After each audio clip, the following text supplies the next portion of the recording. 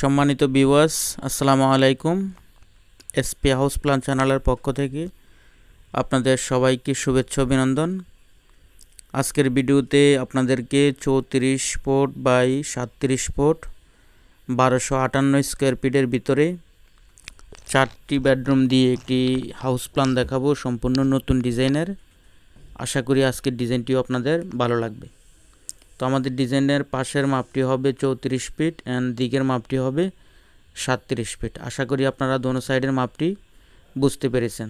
যারা এরকম মাপের ভিতরে বিল্ডিং করার প্ল্যান আছে তারা সম্পূর্ণ ভিডিওটি দেখবেন, একটু স্কিপ করবেন না। স্কিপ করে দেখলে অনেক কিছু মিস হয়ে যাবে ভিডিও থেকে। তো দেখতে থাকুন, আশা করি ভালো লাগবে। আমি খুবই শর্ট টাইমে আপনাদেরকে সম্পূর্ণ প্ল্যানটা A to Z দেখানোর চেষ্টা করব। তো আমি দোনো সাইডের মাপটি নিয়ে নিলাম, স্কোয়ার ফিটটিও নিলাম।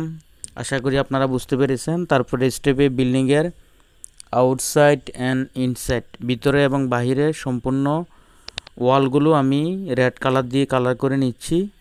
একটু খেয়াল করবেন, তাহলে কোনো কিছুই মিস থাকবে না।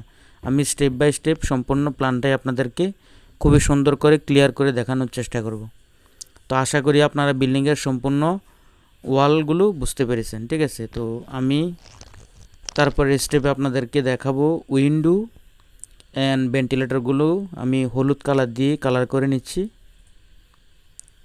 আশা করি আপনারা উইন্ডো অ্যান্ড ভেন্টিলেটরগুলো ক্লিয়ারলি বুঝতে পেরেছেন। তারপরেও আপনাদের বোঝার স্বার্থে আমি উইন্ডোগুলো মার্ক করে দিচ্ছি, তাহলে কোনো রকম সমস্যা হবে না আশা করি বুঝতে।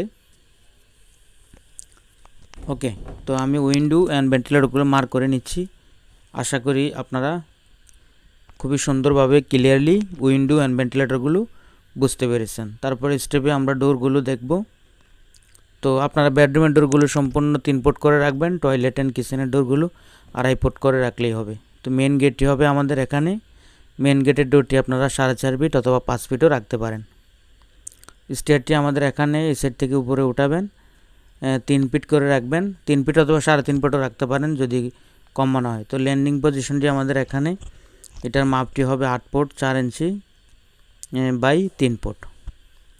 ওকে, তো আশা করি আপনারা স্টেয়ারটিও ক্লিয়ারলি বুঝতে পেরেছেন। তারপরে আমরা বেলকনিগুলো দেখব। বিল্ডিংয়ের সামনের সাইডে 2টি বেলকনি থাকবে।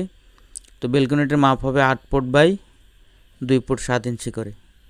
আশা করি আপনারা বেলকনিগুলো বুঝতে পেরেছেন। বেলকনিগুলো আপনারা যে কোনো ডিজাইনে সাজিয়ে নিতে পারবেন, কোনো সমস্যা নাই। তারপরে আমরা বিল্ডিংয়ের ভিতরের রুমগুলো দেখব, রুমের মাপগুলো দেখার চেষ্টা করব। তো ফার্স্টে আমরা ফার্স্ট বেডরুমের মাপটি নিয়ে নিলাম। এটার মাপটি 12 ফুট বাই 12 ফুট হবে। তারপরেই কিচেন রুমটি থাকবে। কিচেন রুমের মাপটি হবে 8 ফুট 4 ইঞ্চি বাই 12 ফুট। আশা করি কিচেনের মাপটি আপনারা বুঝতে পেরেছেন। তারপরে দেখব সেকেন্ড বেডরুম। তো সেকেন্ড বেডরুমের মাপটি হবে 12 ফুট বাই 12 ফুট। তারপরে একটি কমন টয়লেট থাকবে। কমন টয়লেটের মাপটি হবে 7 ফুট বাই 4 ফুট।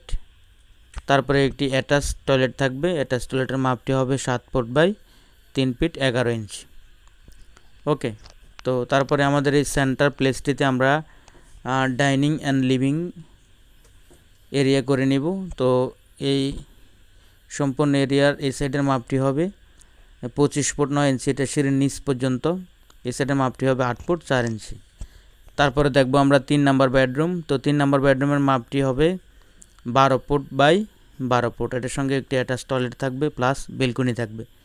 আশা করি বুঝতে পেরেছেন। তারপরে সেন্টারের রুমটা আমরা ড্রয়িং হল হিসাবে, আমরা হল রুম হিসাবে ইউজ করব। তো এটার এই সাইডের মাপটি হবে 12 ফিট অ্যান্ড এই সাইডের মাপটি হবে 8 ফুট 4 ইঞ্চি। তারপরে 4 নাম্বার বেডরুম, এটার মাপটি হবে 12 ফুট বাই 12 ফুট। তো রুমগুলো যদি আপনাদের কাছে ছোট অথবা বড় মনে হয় তাহলে আপনারা এদিক সেদিক করে নিতে পারবেন, সেম ডিজাইনটাই। তো আমাদের তারপরে স্টেপে দেখাবো সম্পূর্ণ উইন্ডো, ভেন্টিলেটর, বিম, বেস এগুলার সাইজের মাপগুলো। তো ফার্স্টে আমরা উইন্ডো সাইজটা নিয়ে নিলাম। এটার মাপটি হবে 4 ফিট বাই 5 ফিট। ভেন্টিলেটর সাইজটি আপনারা 1.5 ফিট বাই 2 ফিট রাখবেন। 1 ফুট 6 ইঞ্চি বাই 2 ফুট, আশা করি বুঝতে পেরেছেন। তারপরে কলম সাইজটি 10 ইঞ্চি বাই 12 ইঞ্চি রাখবেন। তারপরে সম্পূর্ণ আউটসাইড ইনসাইড ওয়ালগুলো 5 ইঞ্চি ওয়াল করবেন, ঠিক আছে। তারপরে আপনারা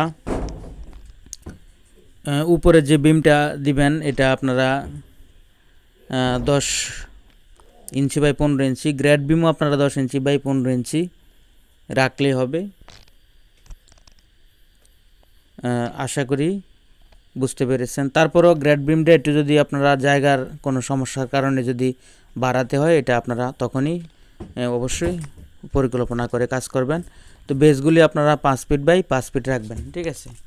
তো বিল্ডিংটি যদি আপনারা একতলা কমপ্লিট করেন তাহলে 22 থেকে 23 লক্ষ টাকার মতো বিল্ডিং কস্ট আসতে পারে। তো ভিডিওটি ভালো লাগলে অবশ্যই লাইক কমেন্ট শেয়ার করে দিবেন। তারপরে কলম চিহ্নগুলো একটু খেয়াল করে দেখে নেবেন। আশা করি আপনারা কলম চিহ্নগুলো ক্লিয়ারলি দেখতে পারতেছেন, ঠিক আছে। তো ভিডিওটি যদি ভালো লাগে অবশ্যই লাইক কমেন্ট শেয়ার করে দিবেন।